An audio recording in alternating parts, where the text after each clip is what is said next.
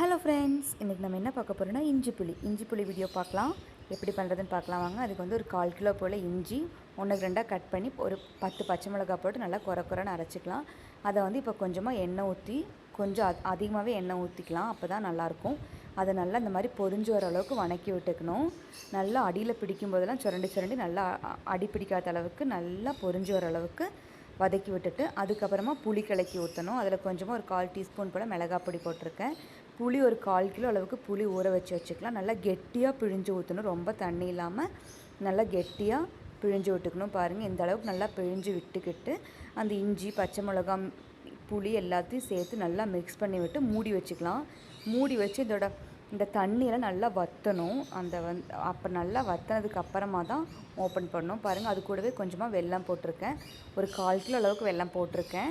இப்போ வந்து என்ன பண்ணணும்னா அதுக்கு ஒரு பவுடர் ரெடி பண்ணணும். அது என்ன பவுடர்னால் ஒரு டீஸ்பூன் போல் பச்சரிசி, 1 டீஸ்பூன் கடலைப்பருப்பு, 1/4 டீஸ்பூன் வெந்தயம். இதை நல்லா ட்ரை ரோஸ்ட் பண்ணி இந்த மாதிரி நல்லா பவுட்ரு மாதிரி பிடிச்சி எடுத்துக்கலாம். இது வந்து லாஸ்ட்டாக போட்டுக்கணும். மூடி வச்சு நல்லா கொதிக்க விட்டாச்சு. பாருங்கள், அந்த தண்ணியெல்லாம் ஓரளவுக்கு நல்லா வற்றிருச்சு. இப்போ லாஸ்ட்டாக நம்ம பொடிச்சு வச்சு இந்த பவுடரையும் போட்டுக்கலாம். உப்பெல்லாம் நீங்கள் பார்த்து போட்டுக்கோங்க. கொஞ்சம் கல்லுப்பு போட்டு ஃபஸ்ட்டே கொதிக்க விடும்போது உப்பு போட்டுக்கணும். இப்போ பாருங்கள், லாஸ்ட்டாக அந்த பவுடரையும் போட்டு கொஞ்சமாக பெருங்காய பவுடர் அதையும் போட்டு நல்லா மிக்ஸ் பண்ணி விட்டுக்கலாம். கண்டிப்பாக மூடி வச்சு கொதிக்க விடுங்க, இல்லைன்னா ஃபுல்லாக அடுப்பெல்லாம் மெஸ்ஸி ஆயிரும்.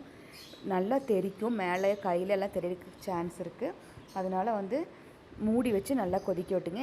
இடைக்க ஓப்பன் பண்ணி மிக்ஸ் பண்ணி விட்டால் போதும். இப்போ பாருங்கள், அந்த தண்ணியெல்லாம் நல்லா வற்றி கெட்டியாகி வந்துருச்சு. பாருங்கள்,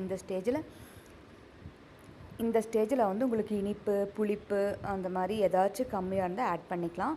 நல்லா எண்ணெய் மேலே நல்லா பிரிஞ்சு வரணும். அந்த அளவுக்கு வந்து நல்லா வந்து கெட்டி பண்ணிக்கணும். அப்போ தான் வந்து இந்த 1 வருஷம் எடுத்து வச்சாலும் இது கெட்டு போகாது. இப்போ லாஸ்ட்டாக வந்து கடுகு கருவேப்பிலை வரமிளகாய் போட்டு அதையும் ஊற்றிக்கலாம். உங்களுக்கு இந்த வீடியோ பிடிச்சிருந்தா மறக்காமல் சேனலை சப்ஸ்கிரைப் பண்ணுங்கள். பாய்.